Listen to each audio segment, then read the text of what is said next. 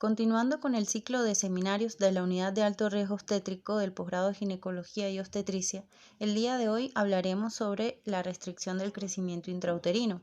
Como tutor, la doctora Indira Escobar y como ponente mi persona, Lauris Pulvet. La restricción del crecimiento intrauterino es una patología de causas multifactoriales y manejo complejo para el obstetra. El mismo se define como la insuficiente expresión del potencial genético de crecimiento fetal, también conocido como crecimiento intrauterino restringido.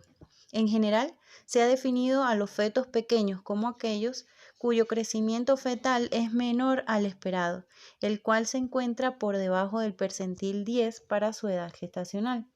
El Colegio Americano de Ginecología y Obstetricia y el Colegio Real de Obstetras y Ginecólogos acuerdan en que a partir de este punto de corte el riesgo de morbimortalidad perinatal aumenta. Los fetos pequeños para la edad gestacional tienen 3 tipos de patrones que responden a diferentes etiologías, entre los cuales están los fetos constitucionalmente pequeños, los cuales son el 60% de los mismos y no tienen ninguna patología. Están también los fetos pequeños por una insuficiencia placentaria, que son el 25% de los mismos, y son los verdaderos fetos con un crecimiento intrauterino restringido. El 50% de ellos se asocia con preeclampsia, ya que comparten la fisiopatología placentaria. Y por último, los fetos pequeños por una condición extrínseca a la placenta, los cuales representan el 15%. En este grupo se incluyen las infecciones fetales, los síndromes genéticos, las cromosomopatías, malformaciones congénitas y secuelas de exposiciones tóxicas. Los embarazos afectados con RCIU significan un problema de salud pública mayor y están asociados con incremento de morbimortalidad perinatal, representando un 50% de las muertes fetales pretérminos y un 20% a término.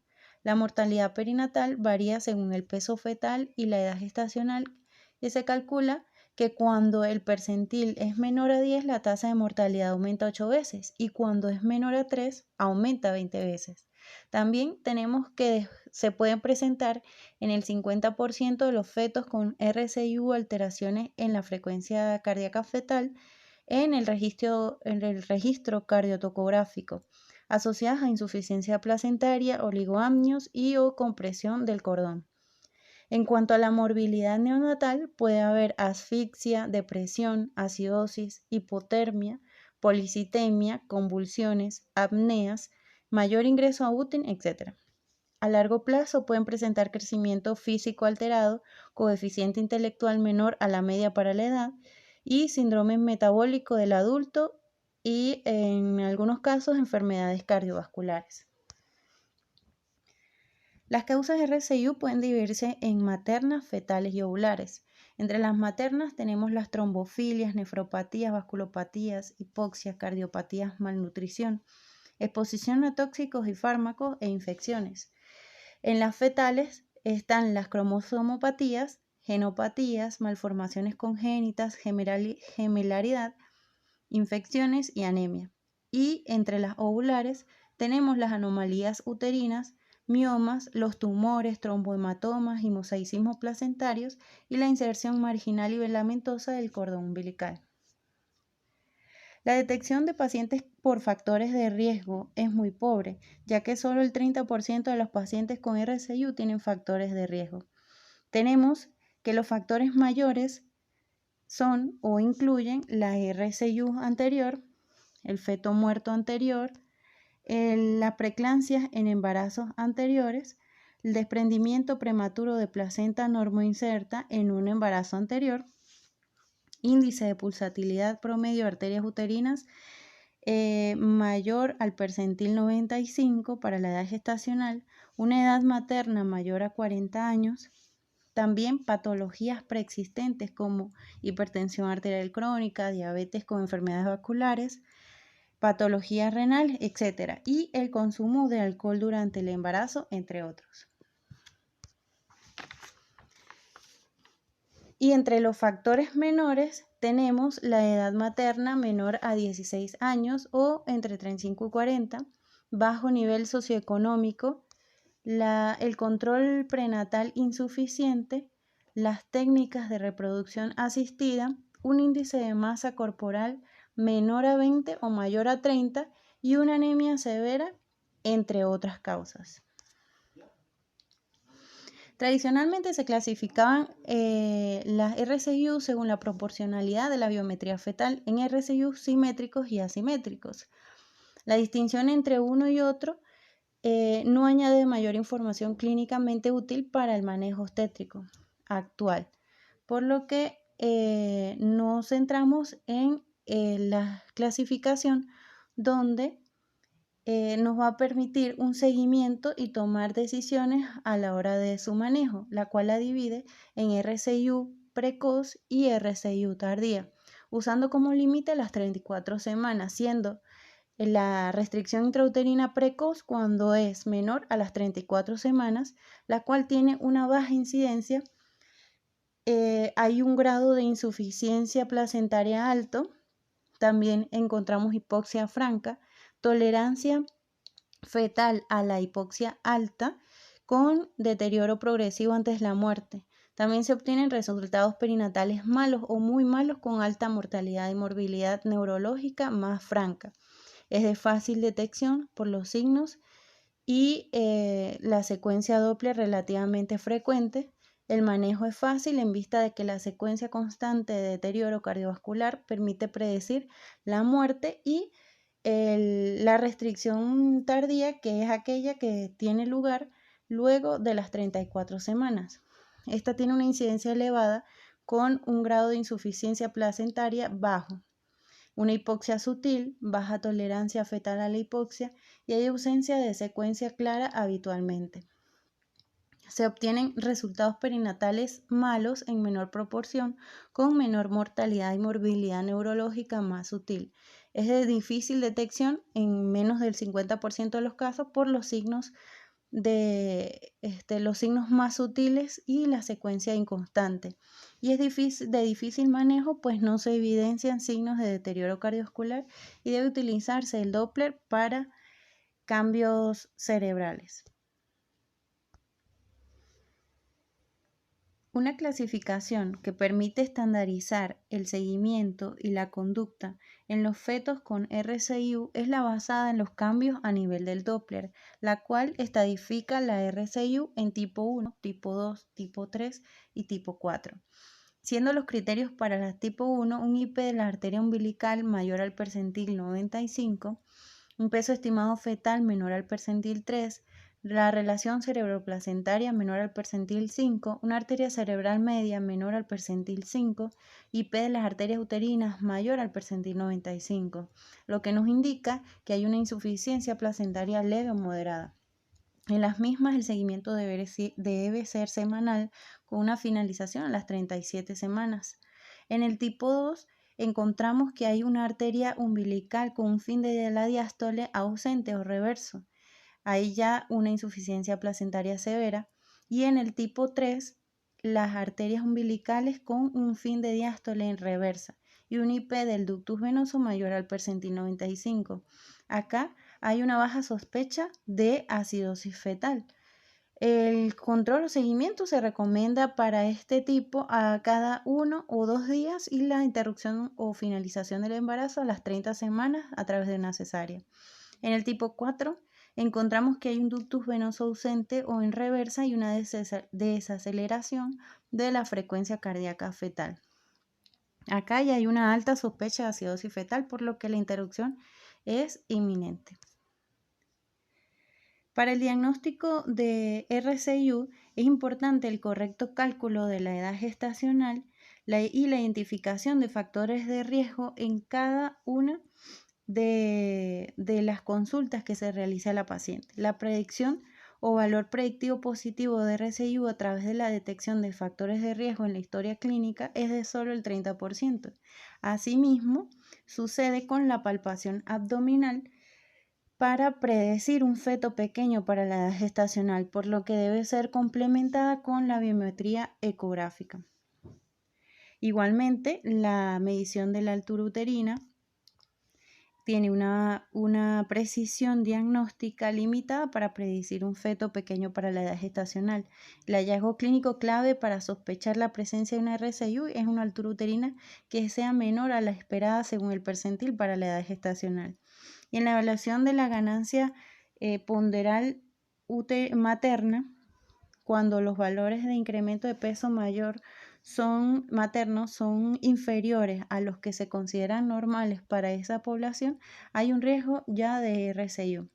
Se recomienda la realización del Doppler de arterias uterinas entre las semanas 20 y 24 a toda paciente que presente un factor de riesgo mayor o 3 factores de riesgo menores para RCIU, con el fin de seleccionar la población que se verá favorecida con la realización posterior de biometría seriada y control de salud fetal.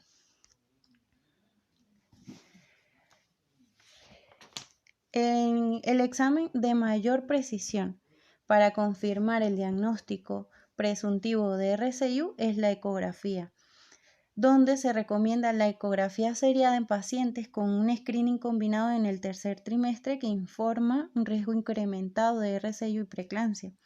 Presencias de Doppler de arterias uterinas patológicos en la semana 20-24, presencia de intestino fetal hiperecogénico, presencia de arteria umbilical única detectada ecográficamente y la imposibilidad de medir correctamente una altura uterina, como por ejemplo en las pacientes obesas. Durante el seguimiento debemos valorar el índice de líquido amniótico, aunque en diversos estudios en fetos con oligoamnios no han demostrado que el valor o el volumen de líquido amniótico sea un buen marcador de severidad. Al realizar el Doppler se deben valorar varios parámetros como son la ausencia de el flujo diastólico, la arteria umbilical, que se asocia con una tasa de mortalidad perinatal del 45% y el 98% de los fetos con flujo diastólico ausente que requerirán internación en UTI. La alteración del flujo de la arteria cerebral media nos indica que el mecanismo de respuesta cerebral fetal a la hipoxia se desencadenó y el índice cerebroplacentario es el primer parámetro más sensible para detectar la RCIU. Además, el estudio de las arterias uterinas es importante en la valoración del riesgo de RCIU tardía. Y la ausencia o reversión de la onda del ductus venoso es uno de los principales determinantes de finalización en RCIU precoz. El registro cardiotográfico computarizado tiene una sensibilidad del 90% para detectar una descompensación aguda de la vitalidad fetal. El perfil biofísico fetal es un aceptable indicador de acidosis, ya que genera cambios en el tono y los movimientos fetales. En el 90% de los casos, las alteraciones de los flujos venosos se producen unas 48 a 72 horas antes de que ocurran los cambios en el perfil biofísico. Hay una evidencia para recomendar la administración de neuroprofilaxis con sulfato de magnesio en fetos entre las semanas 24 y 34 con un riesgo inminente de parto, en los cuales se ha visto una importante disminución de la incidencia de parálisis cerebral, con un mínimo de impregnación de 4 horas antes del parto, lo cual mejoraría los resultados. Y sobre el uso de los corticoides para la maduración pulmonar, se aconseja utilizar en los CIR tipo 3 entre las 24 y 34 semanas con un riesgo elevado de parto en las próximas 48 horas y en todos los CIR 4 al momento del diagnóstico.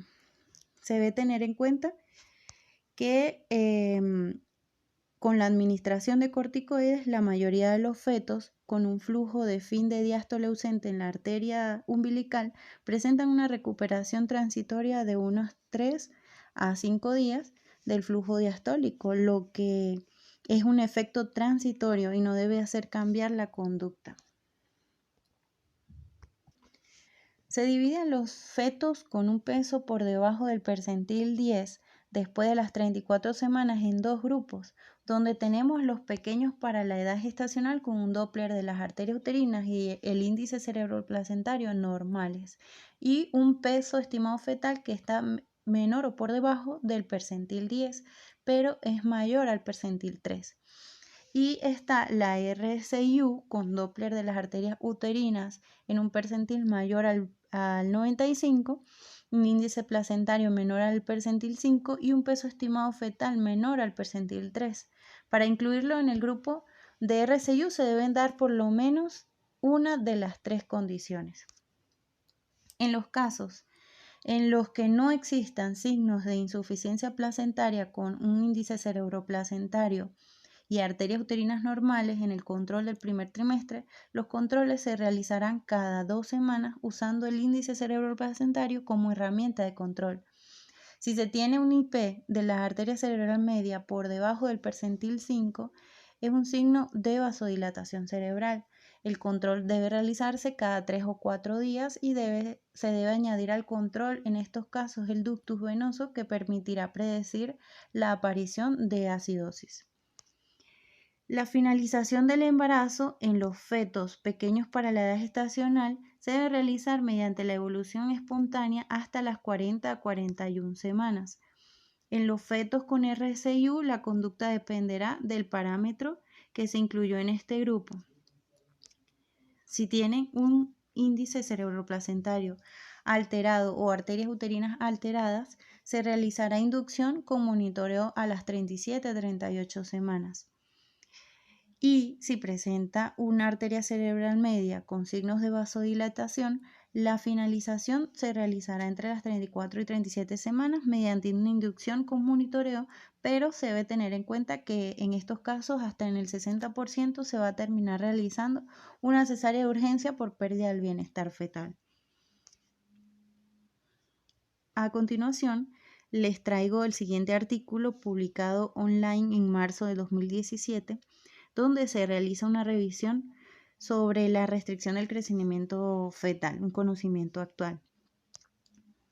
La restricción del crecimiento fetal ocurre cuando el feto no alcanza su potencial intrauterino de crecimiento y desarrollo.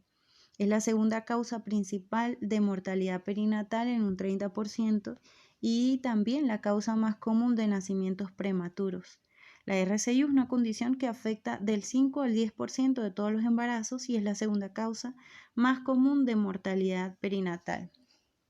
Los fetos con RCIU que presentan un mayor riesgo de morbilidad y mortalidad perinatal y de efectos de salud a largo plazo, incluyendo las alteraciones del desarrollo neurológico, cognitivo, enfermedades cardiovasculares o endocrinas en la edad adulta. La Organización Mundial de la Salud define la RCIU como un peso fetal estimado por debajo del percentil 3. Y la Escuela Americana de Ginecología y Obstetricia la define como un peso fetal estimado por debajo del percentil 10 para la edad gestacional y afirma que esta frecuentemente está asociada con una insuficiencia placentaria. En este artículo de revisión pues, se abordan los conocimientos sobre la clasificación, predicción, diagnóstico, manejo con RCIU y sus complicaciones neurológicas. En RCIU de inicios tardíos hay ligeras deficiencias de placentación que conducen a hipoxia leve y requieren poca adaptación cardiovascular por el feto. Sin embargo, el grado de tolerancia a la hipoxia es bajo. En 2016, especialistas establecieron un consenso para definir y clasificar y diagnosticar la RCIU utilizando el peso fetal estimado, circunferencia abdominal, el estudio Doppler de las arterias de la arteria umbilical, la arteria cerebral media y el índice cerebroplacentario y ductus venoso. Asimismo, el estudio plantea el seguimiento del Doppler de la arteria umbilical, teniendo gran importancia en el diagnóstico y seguimiento del RCIU de inicio temprano. En casos de RCIU de inicio tardío, el Doppler de la arteria umbilical puede ser normal o solo volverse anormal en etapas avanzadas de la enfermedad. En RCIU tardío, la disfunción placentaria es menos grave y podemos observar el Doppler de la arteria cerebral media y la relación cerebroplacentaria con normal o mínimas anomalías al mismo. Aunque la RCIU es una de las enfermedades obstétricas más importantes, su tasa de predicción sigue siendo muy baja, con valores que varían del 12 al 47% y una tasa de falsos positivos del 10%. Belautar y colaboradores realizaron un metaanálisis que revisó los estudios que utilizaron Doppler de las arterias uterinas en el primer trimestre para predecir RCIU, donde el IP es mayor al percentil 90 o la presencia de una muesca diastólica unilateral o bilateral, la cual se utilizó como criterio para considerar un Doppler anormal. Y la tasa de predicción de RCIU fue del 15.4% para RCIU de inicio temprano. Samaria y colaboradores compararon los factores bioquímicos y RCIU entre las 24 y 40 semanas de gestación. Los fetos mostraron niveles séricos más altos de tirosina quinasa, similares endoglina soluble, proteína plasmática A asociada al embarazo, con bajos niveles en fetos pequeños para la edad gestacional.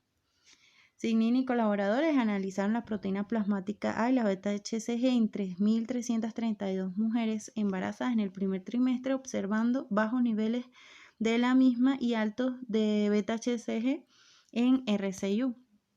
Un modelo de estudio fue creado para la predicción de los fetos pequeños para la edad gestacional, basado en las características maternas, presión arterial media, medición de la translucencia nucal, beta-HCG, proteína plasmática A, factor de crecimiento placentario, proteína placentaria 13, metaloproteasa integrina 12, más medición de IP de las arterias uterinas en las 11 a 13 semanas de gestación.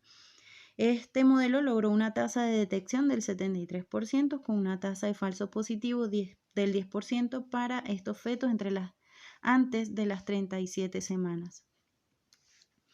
Igualmente, Corobeto y colaboradores desarrollaron un algoritmo en el primer trimestre del embarazo para predecir el inicio temprano y tardío de RCIU, tomando en cuenta características maternas, presión arterial media, tirosina quinasa, más el IP de las arterias uterinas. Se detectó que la RCIU de inicio temprano a una tasa del 86.4% con una tasa de falsos positivos del 10% y la sensibilidad aumentó a 94.7%. La restricción temprana fue asociada con preeclampsia. En casos de inicio tardío de RCIU, la tasa de detección fue del 65.8% y aumentó al 70.2% cuando se asoció con preeclampsia, ambas con tasas de falsos positivos del 10%.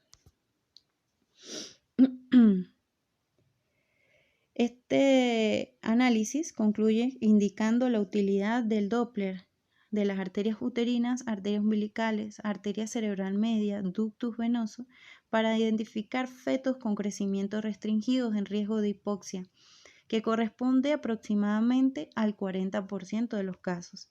Además, permite hacer diagnóstico diferencial en fetos con restricciones patológicas, es decir, que están deficientes en nutrientes o cursan con hipoxia, y aquellos que son constitucionalmente pequeños, en cuyo caso se puede adoptar un tratamiento más conservador. Este consenso establece que disminuye la mortalidad perinatal con el uso del Doppler, así como la prematuridad iatrogénica y sus complicaciones. Carrera y colaboradores asimismo plantean el uso del índice cerebroplacentario y radican el resultado del cociente del IP de la arteria cerebral media y la IP de la arteria uterina, de la arteria umbilical, que el mismo debe ser siempre mayor a 1. Si esta relación se altera, es decir, que sea menor o igual a 1, implica una redistribución del flujo cerebral, hipoxia y sufrimiento fetal. Acá les dejo una tabla donde muestra los valores del índice cerebroplacentario publicada por la ACOG en el 2008. Se ha asociado un índice cerebroplacentario anormal con resultados perinatales adversos con las tasas de ingreso más altas en unidades de cuidados intensivos de neurología postnatal y puntuaciones de Apgar más bajo. De Boer realizó estudios en los que evaluó el índice cerebroplacentario tanto en fetos con peso normal como en fetos pequeños para la edad gestacional y en fetos con RCIU. Un índice cerebroplacentario anormal fue de mejor predicción ante casos de RCIU de inicio temprano. La alta especificidad del índice cerebroplacentario podría ayudar en la selección de fetos en riesgo que requieren una vigilancia más cercana, y en fetos con peso adecuado para la edad gestacional, un índice cerebroplacentario anormal podría predecir el sufrimiento fetal durante el parto. Hay algunos estudios con diferentes índices cerebroplacentarios anormales. Este análisis se realizó utilizando un Doppler de las arterias uterinas, arterias umbilicales, arteria cerebral media, el ductus venoso, la relación cerebroplacentaria e índice cerebroplacentario, identificando así fetos restringidos en riesgo de hipoxia, que corresponde aproximadamente al 40% de los casos. Carvalho y colaboradores analizaron 47 embarazos con insuficiencia placentaria, evaluando el ductus venoso y su capacidad para predecir la acidosis fetal al nacer. El corte de IP del ductus venoso para predecir la acidosis fue en 0.76. El IP del ductus venoso por percentiles también es una herramienta que se puede utilizar para determinar el estado fetal, particularmente en casos de prematuridad extrema y viabilidad fetal limitada. Cuando el IP está por encima del percentil 95, existe un mayor riesgo de hipoxia e indica mecanismos cardíacos fetales adaptativos. Otro estudio mostró que estos fetos tenían deterioro cardíaco temprano, incluyendo cambios en la fracción de eyección y en el índice de rendimiento miocárdico, que a menudo precedió la centralización hemodinámica fetal. Algunos estudios mostraron que la RCIU y el bajo peso al nacer son factores de riesgo de enfermedad cardiovascular e hipertensión en la edad adulta, insuficiencia cardíaca, hipertrofia ventricular izquierda, debido a un aumento del flujo que es consecuencia de la centralización hemodinámica. Estos hallazgos pueden representar otro parámetro a tener en cuenta al tomar una decisión sobre el mejor momento para el nacimiento de fetos con insuficiencia placentaria y restricción del crecimiento. El istmo aórtico es una conexión arterial entre circulaciones cerebrales y placentarias, y la cuantificación de su flujo ha sido propuesto como un método para evaluar centralización hemodinámica fetal en la práctica clínica. La vasodilatación fetal cerebral juega un papel importante en la reducción del flujo diastólico del istmo aórtico. Estudios han sugerido que el patrón del flujo del istmo aórtico es influenciado simultáneamente por la presencia de la insuficiencia placentaria y resistencia cerebral. Canadilla y colaboradores observaron que con la progresión del RCIU el flujo diastólico del istmo aórtico disminuyó y en casos muy severos era invertido. Basado en este hallazgo se puede considerar el istmo aórtico como buen predictor de mal desarrollo neurológico perinatal y de alto riesgo de mortalidad. El índice de rendimiento miocárdico es un parámetro que evalúa las funciones sistólicas y diastólicas del miocardio.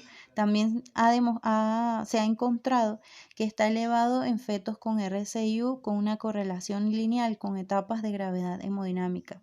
Hernández y Andrade evaluaron el índice de rendimiento miocárdico, el istmo aórtico y el ductus venoso para predecir la mortalidad en fetos con inicio temprano de RCIU, siendo así un mejor predictor de mortalidad fetal. No existe un tratamiento efectivo para revertir o detener la progresión de la insuficiencia placentaria. Lo que promueve este estudio es la evaluación de la vitalidad fetal y la decisión sobre cuándo finalizar el embarazo. Sin embargo, se han realizado estudios en un intento de desarrollar un tratamiento para RCIU, incluyendo la suplementación nutricional materna, reposo en cama, oxigenoterapia, el uso de aspirina y el uso de sildenafil, pero no se ha demostrado evidencia de beneficios en el curso natural de la enfermedad. El uso prenatal de corticosteroides debe ocurrir entre las 24 y 34 semanas de gestación, preferiblemente en la semana anterior a la fecha programada para el parto, para acelerar la producción de surfactante pulmonar y disminuir el riesgo de síndrome de distrés respiratorio y hemorragia intraventricular. Los estudios experimentales en humanos han demostrado un aumento de la presión arterial después de la administración de corticoides, otra posible razón de insuficiencia placentaria producida como resultado de la vasodilatación mediada por el óxido nítrico. En un ensayo clínico, donde mujeres con fetos con RCIU entre las 24 y 36 semanas de gestación fueron clasificadas en dos grupos, cada uno de 291 pacientes, un grupo con finalización inmediata de la gestación con porcentajes de menos muertes fetales pero más muertes neonatales e infantiles. Y un segundo grupo con manejo expectante, el 40% tenía un flujo diastólico ausente o invertido en el Doppler de la arteria umbilical. El seguimiento durante 13 años no mostró diferencias en términos de cognición, lenguaje, habilidades motoras o desarrollo del comportamiento. Ninguno de los métodos produjo menor desarrollo neurológico.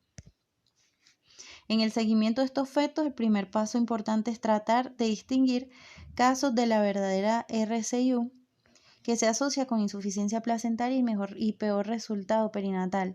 Esto en relación a los fetos constitucionalmente pequeños que tienen en general buenos resultados perinatales.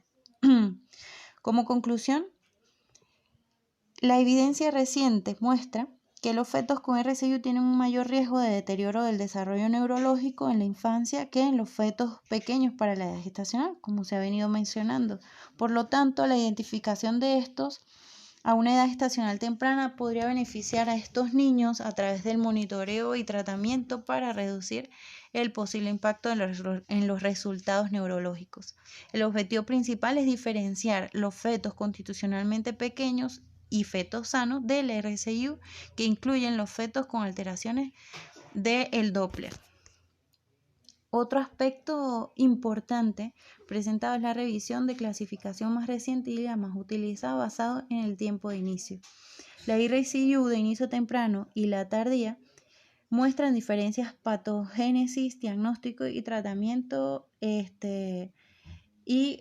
por supuesto en el pronóstico de dichos fetos.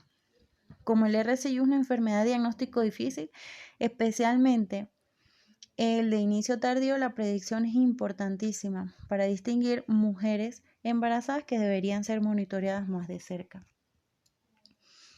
No hay un marcador único y efectivo para predecir la RCIU. El conjunto de parámetros clínicos, bioquímicos y Doppler parecen ser el método más efectivo para el diagnóstico del mismo.